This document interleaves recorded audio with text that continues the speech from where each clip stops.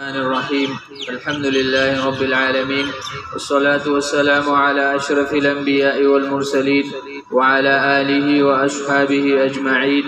أما بعد، مونږه ذكر الله آداب ذکر کو او غاد عمومي ذکر الله آداب وسبا دا اغي ذکر آداب ذکر کو چې هغه علی الاطلاق د ټولو نه بهترین ذکر دی تلاوت د الله د کلام د قران مجید.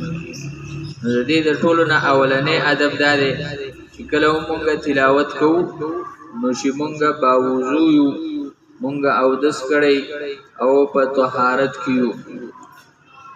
دا ځان له مسله ده چې قران ته لاس ورول دا بغیر د اودس نه جایز نه دي.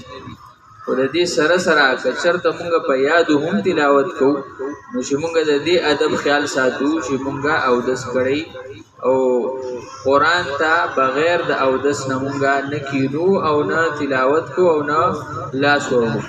د قران مجید د عظمت او د لوی او د دې د اوچتوالي تقاضا ده.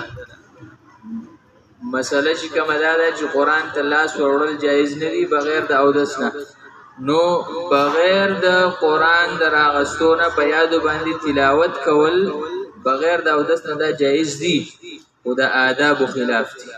چې موږ د دې ادب خیال ساتو چې کله هم موږ د الله د کتاب تلاوت کوو چې موږ د مخکنه اودس کړی. امام طبرانی رحمت الله علیه او دغه شان امام مالک رحمت الله علیه عبد الله ابن عمر رضی الله عنه په روایت سره یو حدیث ذکر کړي او هغه ته امام البانی رحمت الله علیه حدیث صحیح هم ویلی دی. پای کې هغه فرمایي چې رسول الله صلی الله علیه وسلم ارشاد فرمایو چې قران ته د لاس نه وروړي مگر هغه کس چې هغه په طهارت باندې چې هغه په پاکۍ باندې چې هغه اودس کړي او د پس قسمه حدث کې نه.